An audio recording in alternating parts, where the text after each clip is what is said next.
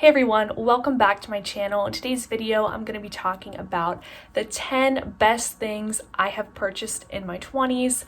I got this idea from a bunch of different people. I think Shelby or Monica Church first started this video about a year ago, so I thought it would be fun to give my take on the situation. I have some tech gadgets, some makeup, some big ticket items, and I'm going to go over why I think those were really worth the money, whether they were really expensive or pretty cheap. So if you're into that, if you're into lifestyle, beauty, and vlogs, I hope you will consider subscribing to this channel.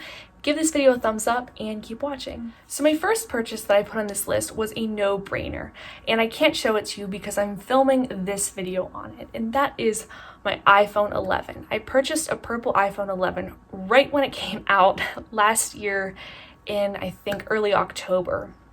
I had been waiting until the new iPhones were released because my old iPhone had a charging problem. I wasn't super keen on putting out $1,000 on a phone, but I felt that I had to do it. I think it's important to always get the newest and best iPhone that Apple can offer you because there will quickly be a newer and better one, and your phone will, of course, fall behind, but I think it is important to invest that money to get the best technology when you can.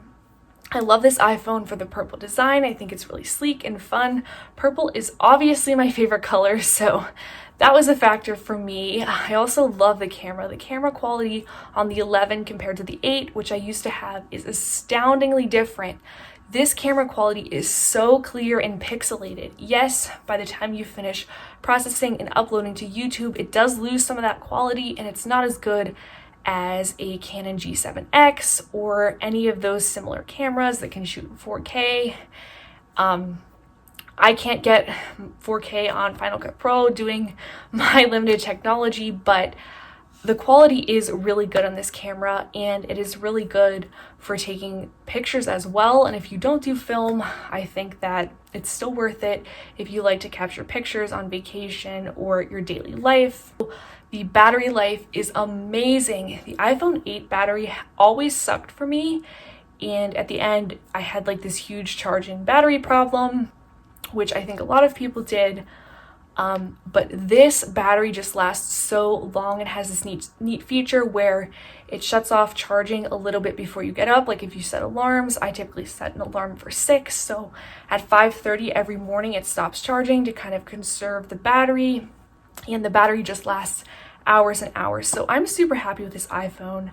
I think it makes more sense to invest a lot of money in your phone where you can use it for lots of different things, for texting, calling, apps, filming, rather than spending a ton of money on a camera. Of course, if you do YouTube as your job or you want it to be your job, I can definitely see investing the money in a camera. But for people, everyday kind of people that just do like one video a week like me, I think using a good quality iPhone is a great solution to filming. So I'm super happy with my iPhone, and I would recommend it to anyone. Along those same lines, another one of my best purchases was definitely the MacBook Air. I purchased this back in college. I got it for $850. I used my college email to get me a discount at Best Buy, and they were also running a back to school promotion. I was a little bit skeptical about buying a Mac at first because I had always used Windows. I had always used like HPs or Dells or Lenovo. So I was a little skeptical, but I was so glad whenever I did. I just found that Mac works so much faster than a PC. Programs run a lot better on Mac. You don't have to spend money on virus protection. I'm trying to convince my family to switch to Mac, but they won't. I don't really think there's much of a learning curve using a Mac in today's day and age because most people have an iPhone. And I especially love it whenever I got into doing YouTube because Final Cut Pro is, designed for Mac. It's what most people use. There's a lot of tutorials online to teach you how to use it. So it's really beneficial in that regard. It's so easy to upload from Final Cut to YouTube. And as a writer, I also use this app called Scrivener, and it helps me edit my books whenever I go to publish them on Amazon. The Windows version, I have heard, has a lot of problems and doesn't run as well. So if you like to use a lot of different computer programs, if you're into filming, I definitely think it's worth it to get a Mac. I write on my Mac every day. I probably go on my Mac like this is probably really bad, like probably at least 4 hours a day. So I think it's totally worth it, and definitely paid the price like probably 1,000 times over for me. Third thing on the list is my car. I'll insert a picture.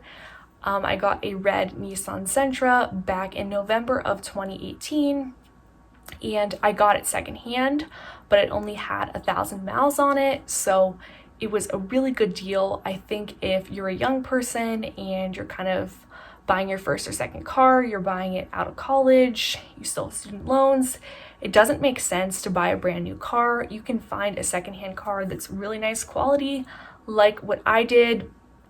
Also, especially if you're not a car person, I'm not, it doesn't really matter to me as long as it gets me there. But my car does have a lot of cool features, like it does have leather seats, it has Sirius XM, it has a sunroof, so I really liked all of that. And so I got a nice car, not a lot of miles on it, for a good price. So it's definitely been one of my best purchases, and I'm really proud that I was able to buy a car so quickly starting my job.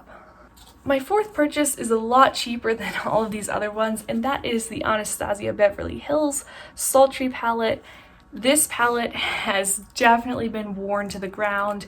As you can see, I've hit pan on a few of the shadows, really demolished it. I think I'm gonna have to buy a new palette eventually, but it's just such a great palette because it has these everyday cool toned browns along with some shimmers. I have them on my eyes right now, so I use this palette multiple times a week. Definitely got the use out of this as well. Number 5 is Disney World tickets. I love traveling, and I think it's definitely so worth it to spend money on traveling, but especially Disney World. I am a huge Disney fan, and when I go to Disney, I'm just in my little happy place. I'm running around. I love the characters, the rides, the food. It's so magical, and I love how it just really engages your mind and also your senses. So I always think it's super worth it to go to Disney World and spend the money on Disney tickets. Something that I wear every day is my Fitbit. Again, I was a little skeptical if I would really wear a piece of jewelry all the time, even while I sleep. But ever since I got this back in January of 2017, I have not taken it off. I don't have a super fancy Fitbit, I just have the Alta, and it does its job.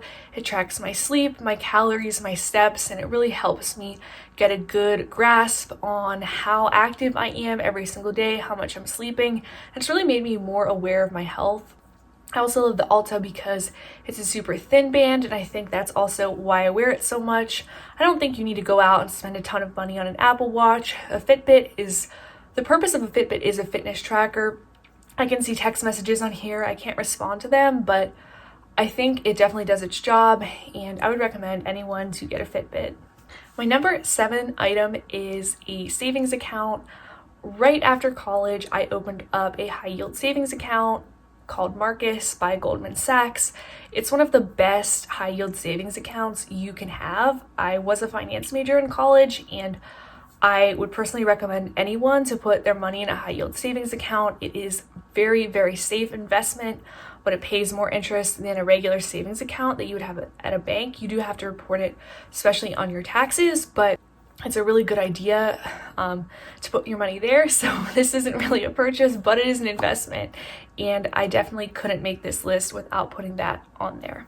My number 8 item is Hudson Jeans. These are pretty expensive jeans, but they fit so nicely. I like the Natalie, super skinny. These are just so flattering. They kind of feel like leggings, but they look like jeans.